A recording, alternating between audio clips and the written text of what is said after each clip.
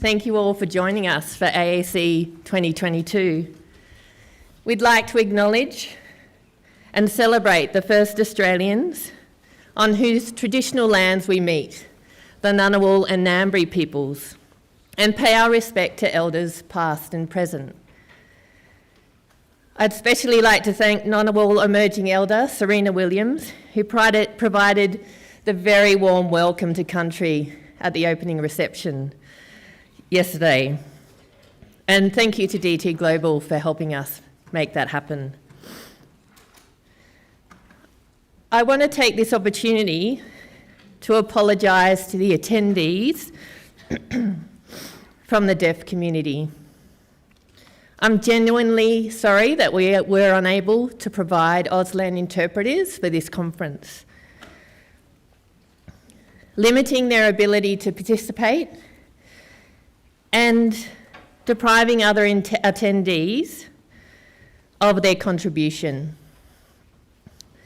There are 16,000 deaf people in Australia and only 300 interpreters, 5 in Canberra, many of whom work part-time. Due to this shortage of interpreters, my message to organisations present here is to prepare for interpreters well in advance, months in advance, to ensure everyone can participate. It's a really great feeling to welcome everyone here in person. Again, thank you all for joining us, and hope you make the most out of the coming 2 days. Should you need any assistance throughout the conference, please speak to one of our team, many of whom are students here at ANU, to help you. They're all wearing orange lanyards. I particularly would like to welcome our distinguished guests here today, in particular the Honourable Pat Conroy, who many of you are here to see this morning. Hopefully you've all picked up a conference brochure from the registration desk. At this point, every session is correct. However, some presenters have changed in the last week. But the conference app is up to date and correct, so please check. The details are on the back of your lanyard for the most up-to-date program information and any announcements from us. One change you will notice for the conference is the absence of our director, Stephen Howes. Unfortunately, Stephen tested positive for COVID-19 and is unable to attend the entire conference. This is his conference that he started 8 years ago. Hi, Stephen, on the live stream, if you're watching. We're doing our best without you. It's very sad that you're not here. Some quick housekeeping. We are under strict requirements to keep theatres to their seated capacity in this new world of COVID and social distancing. We do have overflow theatres for the keynote sessions, which are integrated so audiences there can ask questions. While the building may become crowded at times, please make sure you use all the indoor and outdoor spaces and seating areas to enable social distancing as much as possible. Thank you to our sponsors, ACR, the Australian Centre for International Agricultural Research, Australian Volunteers Program, Exemplar, DT Global, Konrad Adenauer Stiftung Australia, Simile, Nathan, SMEC and Development Intelligence Lab. Please make sure you take the time to visit their stands in the foyer. The sponsors make an important contribution to AAC. We're really happy to have them here, and some have been supporting AAC for many years. I would particularly like to acknowledge our AAC co-presenters, the Asia Foundation, who are also hosts for the conference dinner this evening. The Asia Foundation is a strong supporter of and contributor to AAC, as well as our other key outreach events, the Pacific Update and the PNG Update, 3 conferences a year. They are really great people to work alongside. The conference is better due to their partnership, and we appreciate that you brought such a strong contingent to AAC this year. Thank you. Which importantly leads me to make a very warm introduction to David Arnold, President and CEO of the Asia Foundation, who will deliver the opening remarks.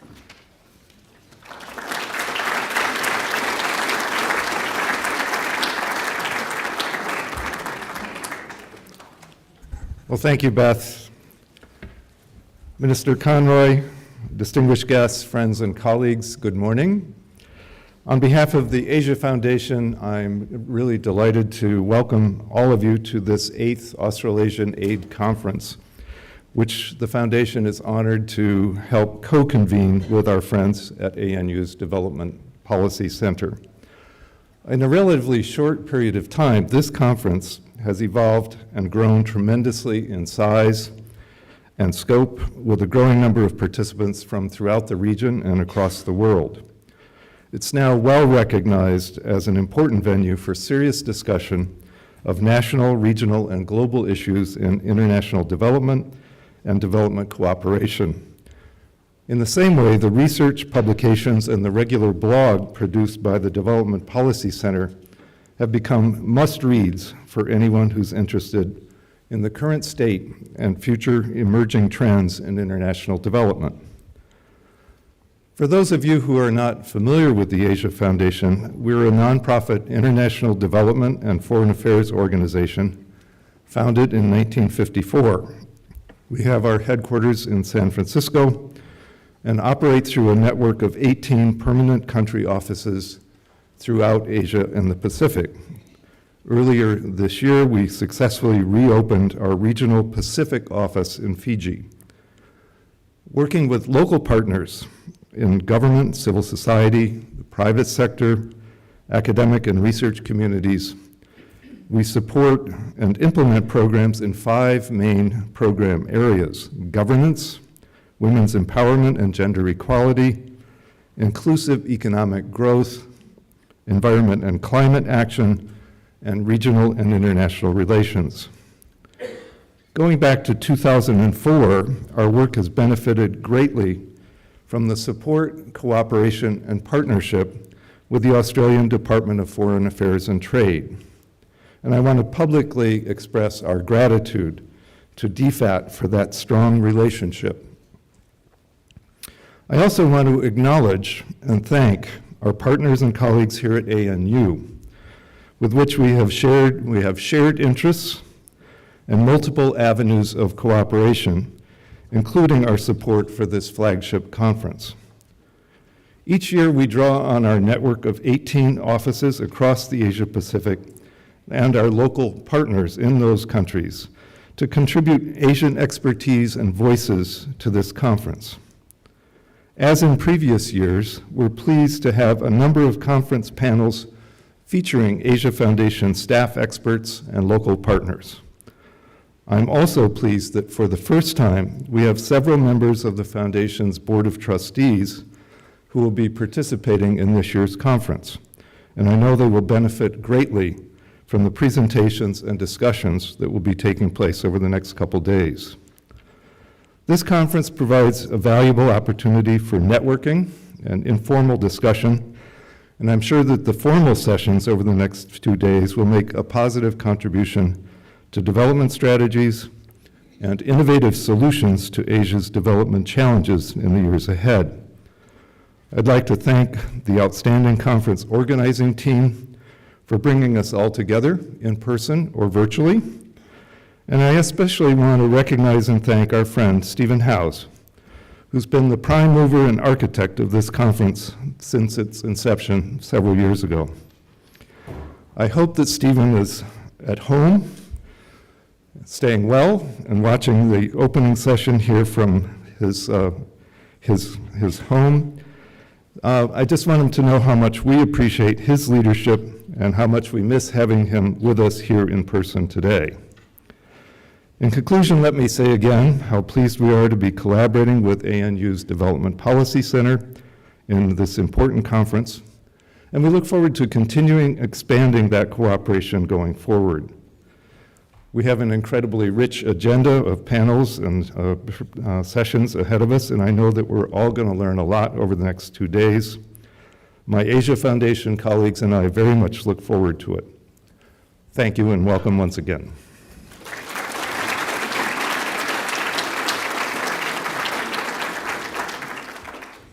Thank you, David. I would now like to welcome our fabulous Dean of ANU's College of the Asia and the Pacific, Professor Helen Sullivan, who will chair the Minister's opening address.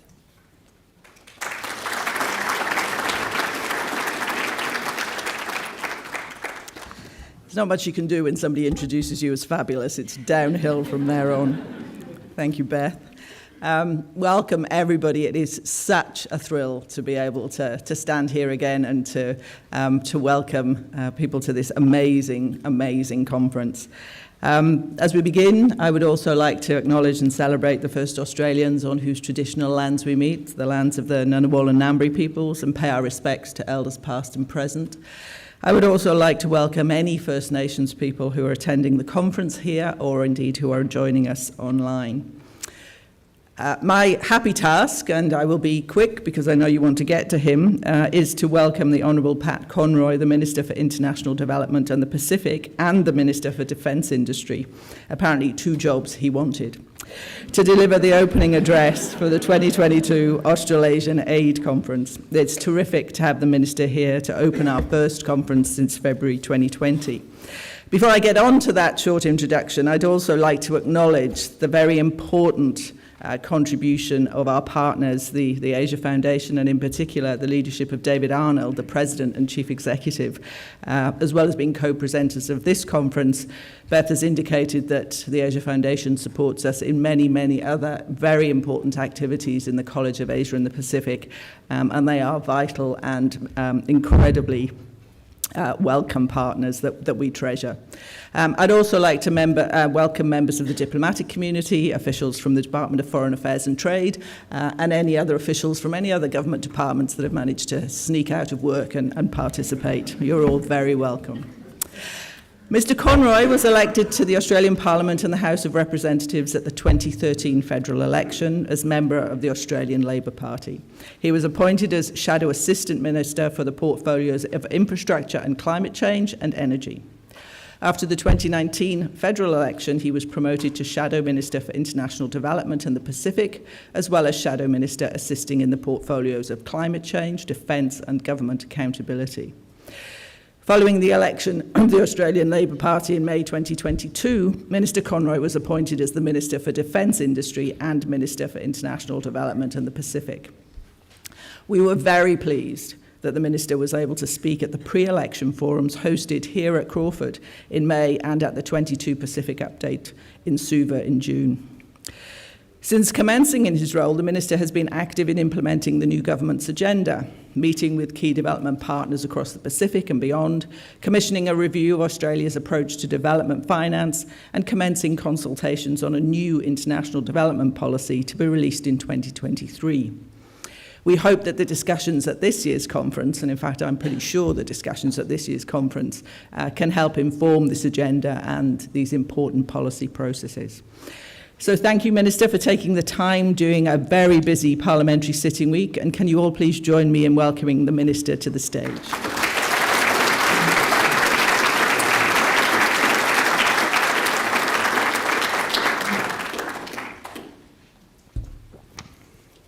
Well, good morning, everyone. I begin by acknowledging the traditional owners of the land upon which we meet, the Ngunnawal and Ngambri people, and pay my respects to the elders past, present and emerging. And as a proud minister in the Australian government, I recommit to advocating for a voice to Parliament and the Uluru Statement from the Heart.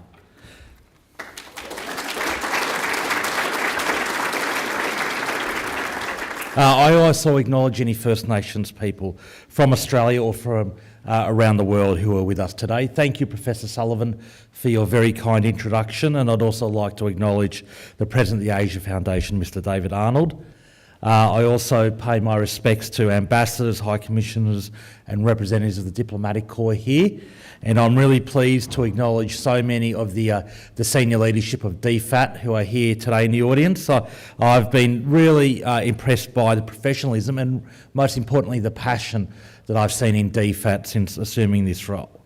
Thank you very much for the kind invitation to be here today. This conference has grown into the preeminent fixture on Australia's international development calendar since it began as a humbly named workshop in 2014. And again, I pass on my best wishes to Stephen Howes. I hope you get better. I'm not sure this will prevent you from asking me a tough question in the Q&A session, but I hope you get well soon, because I know how important this conference is. And I'm truly thrilled to be here as the Minister for International Development in the Pacific. As Professor Sullivan said, it was a great privilege to be asked what portfolio I would like to do by the Prime Minister, and I asked for this one, and I'm really proud to have it. And I'm proud to be here as a champion of Australia's aid program, and I think that's very important to start off with. We need champions of the aid program. The aid program can no longer hide in the shadows. It is an essential part of our Australian statecraft.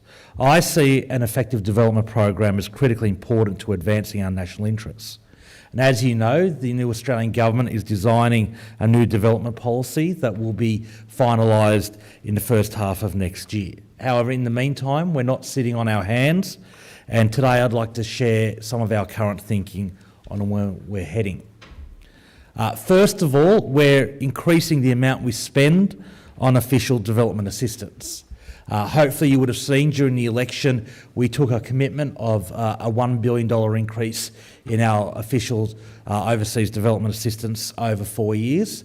And in fact, the budget released last month went beyond that, and we've allocated $1.4 billion in an increase over the forward estimates. Finding the money in the budget was not easy. Finding that money in the context of where 98% of additional revenue was being returned to the budget bottom line was a challenge. But the government was determined to lift ODA because we understand the benefits that our development program can bring both to us and to our region. We know it saves lives and promotes economic growth, creates jobs, and fundamentally helps lift people out of poverty. We know it can address inequalities, including for women, girls, Indigenous communities, and people with disabilities. And we understand that it can make countries more resilient in the face of shocks. Now, at this point in my speeches, I digress a bit and talk about the moral case for aid, which is not something that politicians generally do. Certainly, politicians talking about morality is always a fraught subject. But there are many reasons for why we should have a strong and well-resourced aid program. There's the security arguments, there's the economic arguments, there's the diplomatic arguments. But fundamentally, I think there is a moral case that we have an obligation to help fellow human beings around the world, but particularly in our region, where 22 of our 26 closest neighbours are developing nations, where we have Papua New Guinea 4 kilometres away from us. You could literally swim there if you weren't worried about crocodiles. And you should be worried about crocodiles. But that is the moral case for our aid budget, that we are a kind and altruistic nation that have been blessed with unique circumstances, and we owe an obligation to fellow human beings to improve their situation as well. As a parent, I can't think of what it would be like to lose a child, but we are having children in our region and around the world dying from diseases that are preventable in our country. And so we have a moral obligation there. The second fundamental point I want to make today is that I want to highlight that the government is listening to partner governments, civil society and communities. We genuinely want to build good partnerships. Our development program can only work if it's regarded as one that is listening to our partners and responding to their needs. And with each of our partners, it is a two-way relationship, one that is based on respect, listening, learning from each other and working together. As to which countries we work with, the government has made it clear that we want to deepen engagement with our region. At the heart of that is our development program. And clearly the Pacific will be an enduring focus. Since coming to office, we've been working tirelessly from the Prime Minister down to demonstrate the high value we place on our relationships in the Pacific. We'll work to be the partner of choice for the Pacific family in the years ahead. Southeast Asia will also remain a high priority. Both these regions are facing some serious challenges. In the case of the Pacific, we don't need to speculate what those challenges are. Listening to the leaders of the region has already led us to know what is being presented to them. Prime Minister Bainimarama at the Pacific Islands Forum in July in Suva called it the three Cs of COVID, climate and competition. And that's, in a nutshell, what are the challenges that our region, the Pacific, faces. And the Boyd Declaration made clear that climate change is the biggest single threat facing the Pacific, an economic threat, a humanitarian threat, a security threat, and indeed a truly existential threat for many nations in the Pacific. I met a young delegate from Kiribati yesterday at a forum, and she was telling me the capital island of Kiribati by 2300, 50% of it will be underwater. This is an existential threat to our region. COVID has also had a massive impact on the region. We've seen public debt projected to double by 2025 compared to what it was in 2019. And the strategic competition in the region is really stressing the importance of regional unity as well. Southeast Asia, in many ways, is very different from the Pacific, but it's truly facing testing times as well. It's been impacted by COVID. Years of developmental gains have been lost. So much so that the United Nations estimates that some countries in Southeast Asia are no longer on track to meet any of their sustainable development goals by 2030. The region is now beginning to recover economically, but the recovery is fragile. And ladies and gentlemen, none of these challenges in either the Pacific or Southeast Asia will be easy to resolve. But they also represent opportunities for the affected countries to build back stronger and to deepen the cooperation with each other and with Australia in the process. And the government has already started doing this. At the May pre-election forum here, I outlined the Labor Party's Pacific policy, which I can say with hand on heart was the most comprehensive Pacific policy an opposition has taken to an election. In my very biased opinion, it's the most comprehensive policy a government has ever taken to an election or implemented.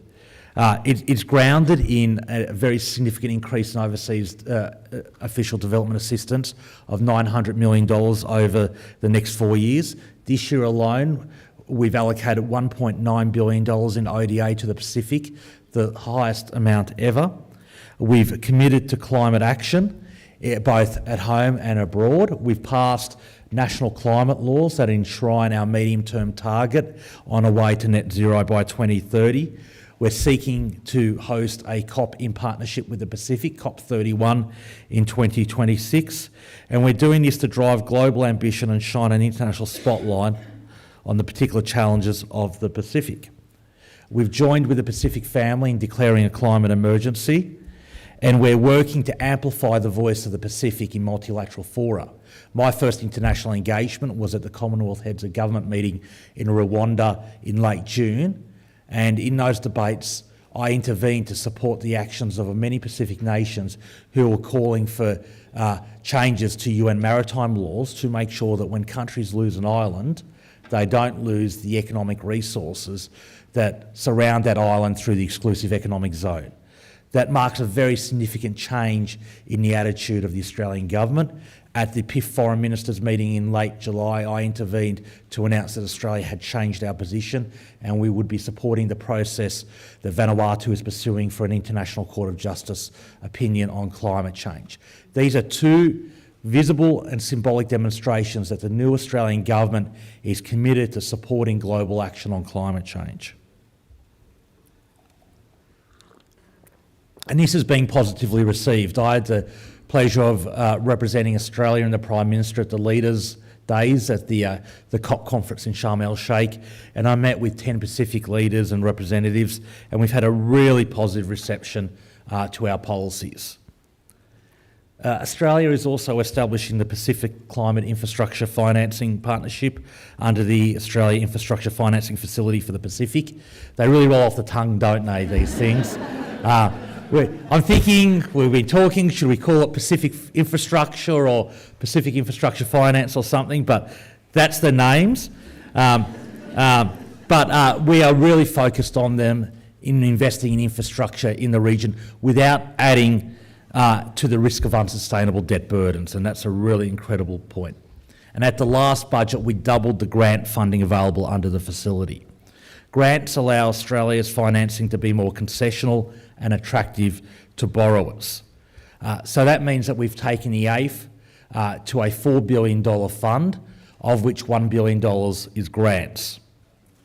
We're also building on existing budget support that we provide the Pacific countries to help ease their COVID-generated debt burdens. But our support goes much further than ODA and infrastructure finance. It goes to policies that use every lever of statecraft to deepen our relationship with the Pacific. The one I'm probably proudest of is the Pacific Engagement Visa, which is truly revolutionary in its ambition. This Pacific Engagement Visa will allocate 3,000 permanent residency places each year for people from the Pacific and Timor-Leste. This will boost Australia's people-to-people connections with the Pacific, underpinning future growth of economic and cultural linkages. It really will grow a massive Pacific diaspora over time. We're also improving and expanding the Pacific Labour Mobility Scheme, and the budget last month funded up to 35,000 positions in that scheme by July this year, and we're already at 31,000 as of this month. We started this year at about 24,000, we're already up to 31,000. This is a scheme that is truly transformational for our region.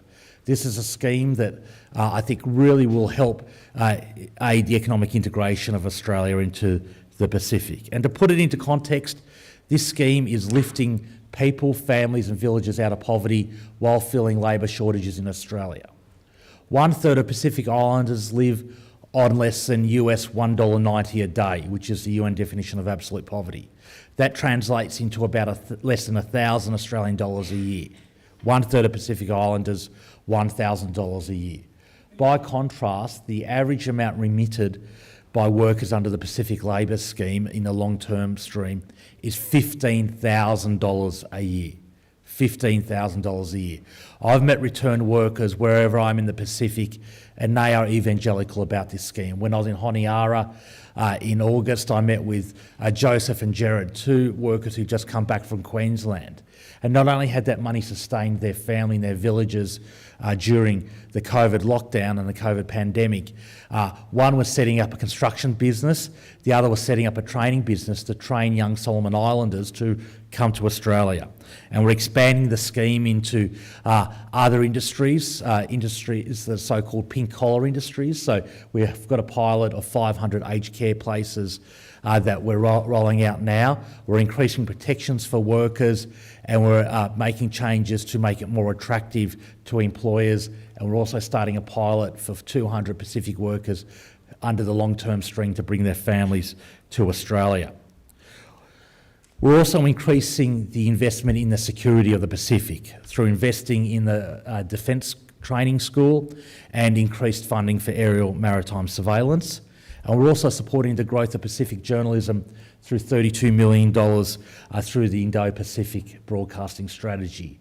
All those things are about bringing every lever of Australian statecraft to support what is a national effort to support the Pacific in their hopes and aspirations, because we are a member of the Pacific family. We will only succeed if the Pacific family succeeds as well.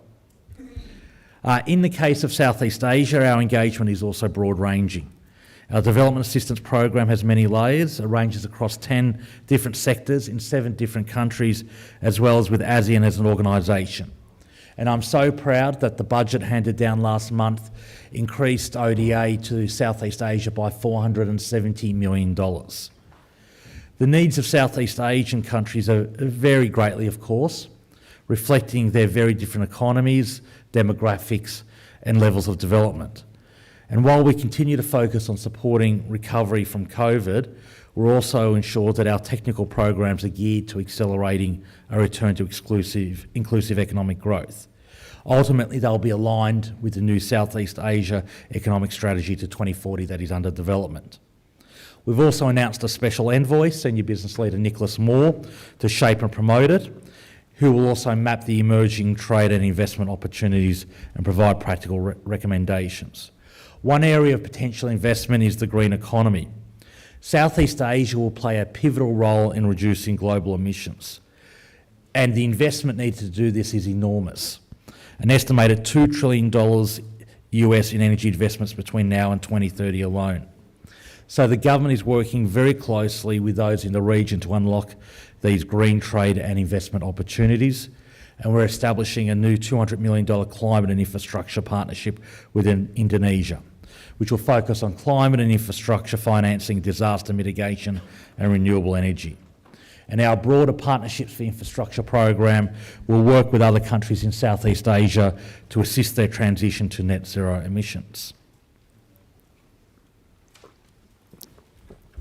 And as you will have noticed, I've mentioned some activities that go well beyond official development assistance, and I do this consciously. The government wants to harness all our national assets towards strengthening countries and communities in our region and deepening their engagement with Australia. We want to draw on all our national assets, which include our diplomatic network, our economic strengths, our connections across business, education, church, the arts, the media, and one I'm especially passionate about, sport. And we don't use sport just because politicians like to have a photo of them kicking a football. Sport is the entry point into communities and families that are disengaged in so many other ways. We are using our sports diplomacy right now to promote gender equality in Papua New Guinea.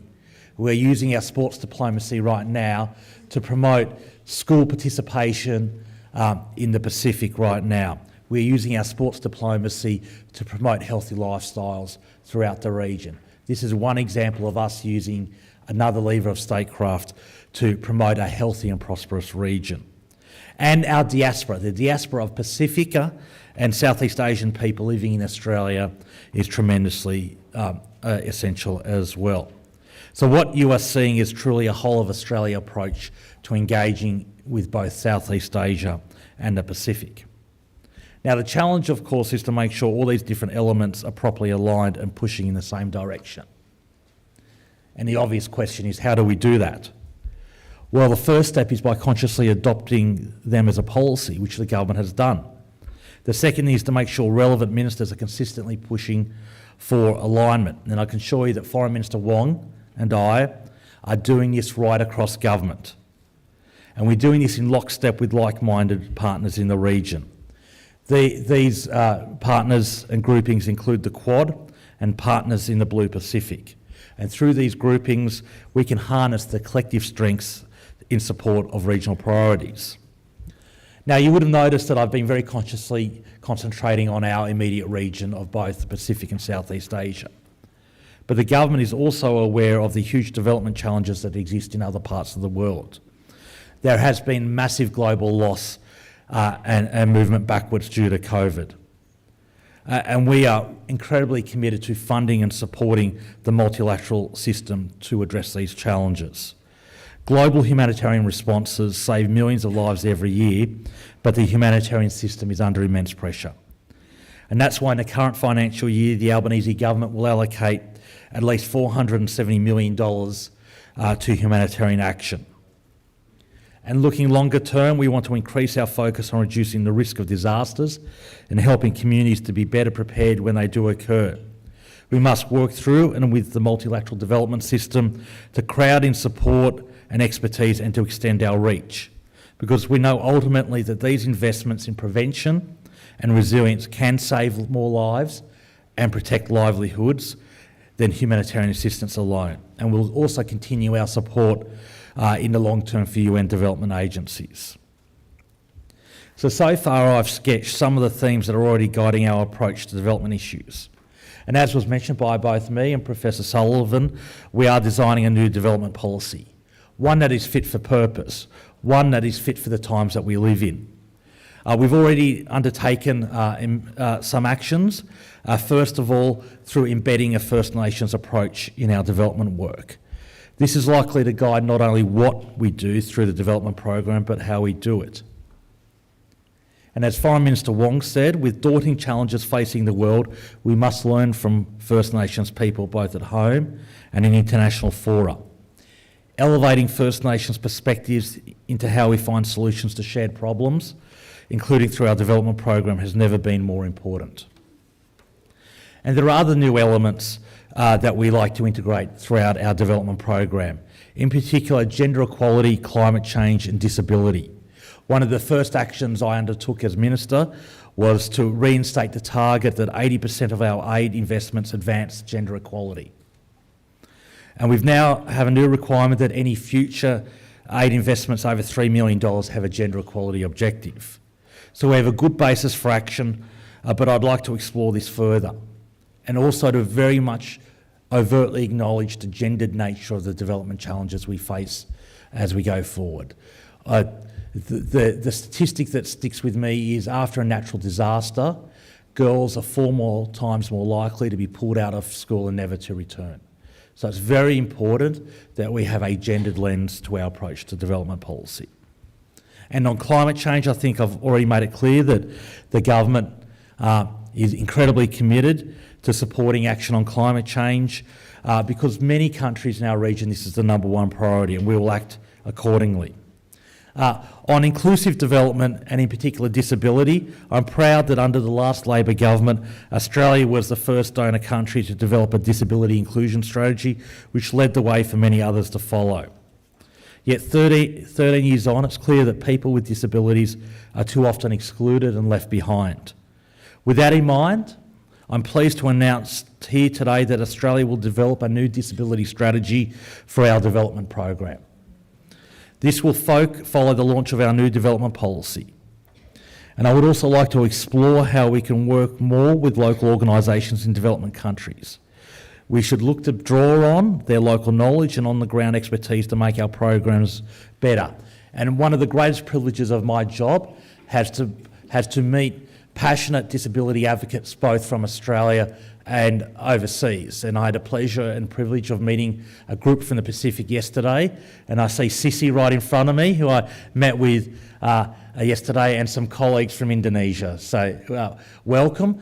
I also see Ben from Exemplar, who gave an inspiring oration to a group of parliamentarians last week. Inclusive development must be at the heart of our development policy, and under the Labor Albanese government it will be. We're also currently working through these policy options through the Australian NGO Cooperation Program, which we've boosted by $30 million in last month's budget. Another element I would like the new policy to address is our approach to ensuring equality, transparency and accountability in our development program. We need to develop a more rigorous evidence-based approach so we can evaluate whether our aid is effective and build public support for the program. As a representative of an electorate that is challenged economically, I know this firsthand. We must demonstrate to the Australian public and our partners that the Australian aid program is working effectively and efficiently. And one final element that I'd want to flag here is I will be embedding in our new policy a focus on local content in our partner countries. Our investments across the region must deliver local jobs and local procurement wherever possible. I term this the double economic dividend. So these countries don't just get the dividend of building a new piece of infrastructure, they get the economic dividend of having their local workers working on the project. And that will also contrast starkly with how some other nations do development in our region. We'll be consulting closely with you on this policy, and I hope and I'm sure that many people in this room have already provided input. Your views and experience are valued. We're expecting to receive hundreds of submissions which will be carefully studied. We've held around 30 roundtable discussions across Australia. Our overseas posts have led consultations with their partner governments and local organisations. And in the input we've received so far, some themes have begun to emerge. One theme is that some want to increase investments in the areas of climate, gender, disability and civil society. And I think you will have noticed from my remarks today, I agree. As always, the issue is what to prioritise within the budget that we have. Another theme emerging from the consultations is the need to strengthen development capability to help translate policy into action. I'm committed to strengthening development capability in DFAT, and it's something that I focus my remarks on in the May pre-election forum. There is a capability review occurring right now within DFAT, and I'll be expressing my deep desire that one of the outcomes of that is to centre development at the heart of DFAT. We will not be going back to a separate organisation of AusAid. That egg cannot be unscrambled, but what I instead see is us to use the advantage of a truly integrated aid and development program within a broader Department of Foreign Affairs to our advantage. If you look at the work history of the Deputy Secretaries in the Department of Foreign Affairs and Trade, many, if not most of them, have strong developmental backgrounds. And I want to add to that. I want to see development skills and development experience as being seen as a critical part of the promotion pathway for senior executive service within the Department of Foreign Affairs and Trade. And I'd like to address one more theme before I conclude. And that's that it's very clear to me that an effective development program can't be produced by the government alone. We need input from practitioners, from civil society, from academics and from the private sector. And as I said earlier, we need a whole of Australia approach, not just a whole of government approach. And I'd like to explore, and am exploring, how we can work better with the private sector and with philanthropists. A good example of this is how we can work to crowd in more voices, and we're examining that through the Development Finance Review. So I think I've probably talked enough, and I'd like to leave time for questions, especially from Professor Howes. So, and I hope he's got his mic set up or he can text someone. But before I finish today, I'd like to summarise the key messages that I hope you'll take away from my presentation today. This government will always take international development seriously. We're putting it at the heart of our engagement with the region. We're thinking deeply about how to make it more effective so that it produces good outcomes for our partner countries and for Australia. We're better aligning it with all the other instruments we have at our disposal: diplomatic, economic, educational, cultural and personal, to accelerate the deeper engagement that we want with our region. And we're listening to our partner governments, to civil society, to academics, to the private sector and to ordinary Australians to make sure we get it right. I wish you all the very best for the conference. You are grappling with some of the most important issues for our nation, our region and our world, and please don't forget the moral challenge that I placed at the front of this speech. Thank you for listening.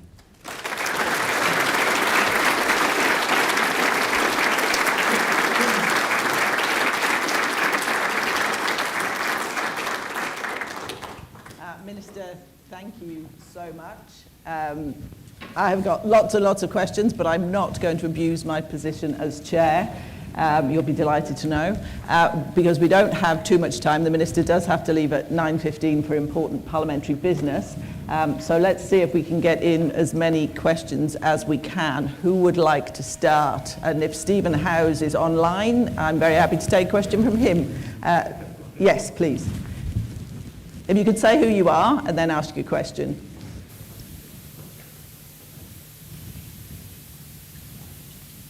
I'm Jo Hall. I'm a student, formerly with AusAid and DFAT and civil society in long term, interested in measuring the effectiveness of development. And so one of the questions I have, and I'd like to thank you, Minister, for being the champion of the Australian Development Programme, and I think it's very heartening for us all to see it back on the map so thank you for that. But my question is, since the abolition of the Office of Development Effectiveness, then the DPAT's capacity to measure the effectiveness and evaluate the program is quite eroded, and I wondered what your plans are for dealing with that, please. Thank you. This is still working? Yeah, excellent. As I said in my speech, transparency in measuring development effectiveness is critical, and the development strategy that is being undertaken right now will look at that, and I'm confident it will provide some recommendations that government can look at. I think one of the critical parts of that effectiveness story is to make sure that it not just gives public confidence or confidence to the public that our dollars are being spent effectively, but that it can give close to real-time feedback to our development practitioners on how to improve their approach and to look at exemplars around both within our program and overseas. So I don't think we'll be returning to the past. I'm looking at a new and improved approach, but I agree with you, we need to measure effectiveness and then flow that through to our policy.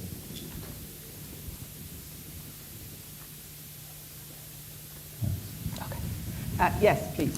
Thank you very much. Minister, listening to you, by the way, I'm Pu Sotirak from Cambodia. Listening to you, I'm completely understand the Australian government new international development policy is indeed comprehensive and insightful. So a very warm congratulations to you. Coming from Southeast Asia, I would like to seek your view regarding the declining moral value of which you talk quite eloquently in part of your policy.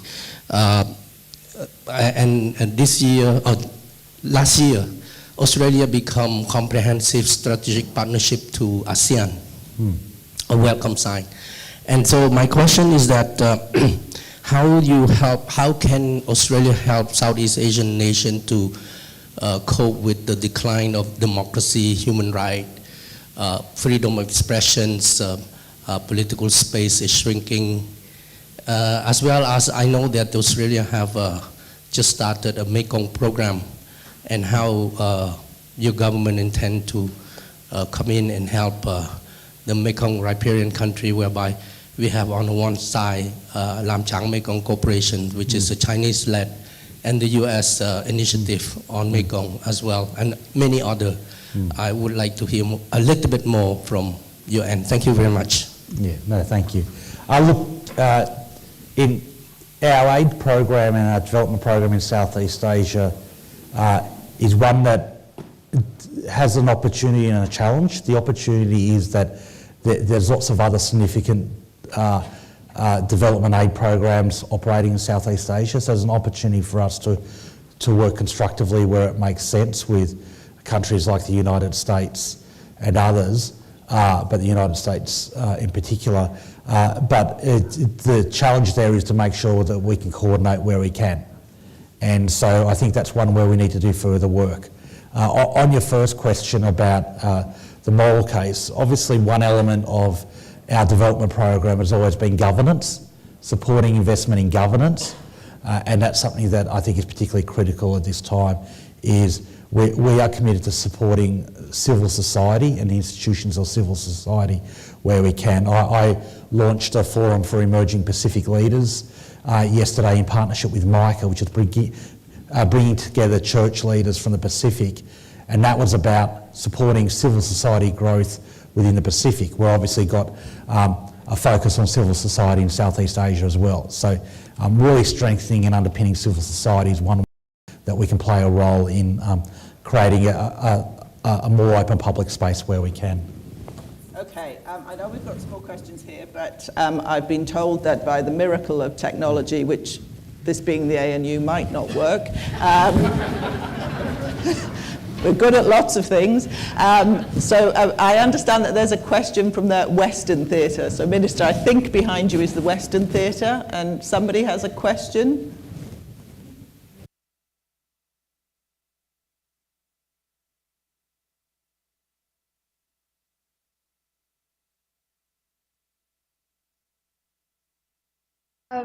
Sorry, we don't have question here. No,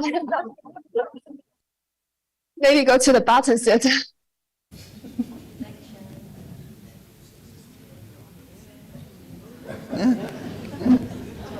Anybody in Barton have a question? Yes. No? Oh, well, look, the technology worked, even if... So, oh, no, what?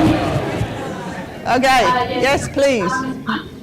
I'm Kate Schutze with Amnesty International and I work on the Pacific. You mentioned working with leaders across the region, and I just wanted to know what the official aid policy is in terms of working with human rights defenders across the region, and particularly noting that women human rights defenders face unique challenges, including threats and intimidation in terms of them using the public and political space across the Pacific. Thank you. Thanks for the question, and I think, as I said before, our governance programs are pretty critical to supporting and reflecting Australian values, and investing in civil society is a critical part of that as well. I've reflect on the example I used yesterday, but we're funding a program around church fellowships, the Australian Pacific Church Fellowship Program, which I think is very important to growing that particular element of civil society, but also just creating space through having things like gender equality goals in all our development, 80% of development programs, but any development program over $3 million has to have a gender goal. I think that's one way that we can address the issues that you've raised. Yes, please. Thank you, Minister. Anna Gibert, independent consultant. Thanks so much for your really inspiring speech, and your point about local content was really encouraging, and I guess I just wanted to pick up that a little bit more to ask what the appetite is from the new government around further local leadership within the aid implementation, but particularly around local leadership of Australian investments. So in terms of changing the balance between expatriate-led, international TA-led programs, but ones that are actually led by Pacific Islanders and Southeast Asians, and more supported and facilitated by Australians. Oh, look, I think it's essential. I'm incredibly passionate about it. We have to go beyond just listening to the priorities of our development partners and acting on them, to including them in the development process itself. And this is important for both giving them an adequate voice, but making sure that economic dividend flows through to them, and also that projects are sustainable. I am sick of the number of projects I see where a few years later I run into an Australian engineer about to fly out to do maintenance on a project where it's broken down. And some of that's understandable, but something that I'm talking to the department about is making sure that as much as possible we think about maintenance on projects where it's a hard infrastructure like a water treatment works, and skills transfer. And it's a message that's being really well received out in the Pacific, is that these projects should be symbols of the Australia cooperation with that particular country. They should be seen as improving the lives of people. And if in 2 years' time it's broken down, it's not a symbol of that, it's a symbol of something very different. And so it's something we're very focused on. And quite frankly, I think it's something that we've got a real advantage over other countries in. Our aid budget is not transactional. Our aid budget is not about short-term political leverage. Our aid budget is about investing in the people, particularly the people of the Pacific and Southeast Asia, and so that investment has to be long-term and transformational. Please. Hi, Elliot Stein from UNICEF Australia. You spoke about in your speech the government's commitment to a First Nations foreign policy to support for the voice, and also the new development policy.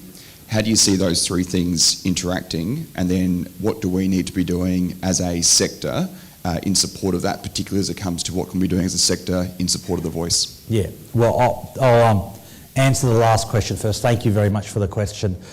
We need you to, every single one out there, to be a passionate advocate for the voice.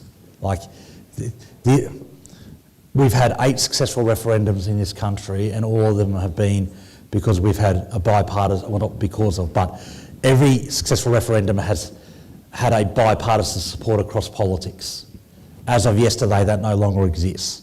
So I'm convinced that there's a deep and generous support for the voice, that a majority of Australians support the voice, but there's going to be a lot of misinformation out there throughout this process. So I urge everyone here to talk to your neighbours, to your friends, to your family about it. Sadly, politics is a discredited profession to some extent. I think the only profession that has a lower trustworthy ranking than us is used car salespeople, and I mean no offence to them,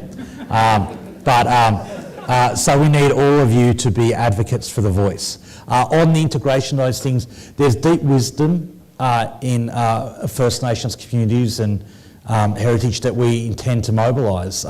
We're going through the process now of appointing a First Nations ambassador, but we've already got them out there. I remember at the PIF I was having some great conversations with some of our Melanesian leaders, and they were talking about how they've been working with Senator Patrick Dodson and taking lessons from the Father of Reconciliation in their countries already. So I think there's great opportunity to integrate those together, and it's something that we're incredibly passionate about. Stephen, apparently you have a question that the Minister's prepared to answer. You need the microphone, please. Yeah, but people won't hear you over there. Have you got me there? Oh, yeah. God. The ABC's facility with technology continues. Just briefly, Minister, the Chinese government has again reiterated that it would be happy to engage in trilateral or multilateral cooperation with other developed countries when it comes to development. This was specifically in relation to police cooperation, but it seems to apply more broadly. What's the government's attitude towards this offer? Does the government believe it's a serious offer made in good faith? And are you open to cooperation in the development space with China? Thank you for that question, Stephen. And I mean it. It's an opportunity to restate this government's policy on development cooperation. We've got a number of priorities, principles that guide our development cooperation. And they include, firstly, that any development program and cooperation has to be transparent. Secondly, it has to come with no strings attached. We will never engage with development partners that trade development for something else. 3, it has to listen to the local priorities and the needs of the partner nations. Fourthly, it has to be of the highest possible quality, the projects. And fifthly, it has to emphasise local content. So they're the 5 principles that drive our development cooperation with third-party countries, for want of a better word. I'm not going to speculate about future cooperation, but I think those 5 principles are pretty high barriers for particular countries to hurdle, and I might leave it at that. But they're things that I'm passionate about, as you heard me talk about. We will not be using aid for transactional relationships. We'll be using aid to lift people out of poverty, to help fight climate change, to promote gender equality and disability inclusion, and at the same time we'll be using it to respond to the local needs and priorities of our partners. Okay, I know that there are lots more questions, and the other theatres have got some too, but we really do need to let the Minister go now, so please could you all join me in thanking Minister Conroy.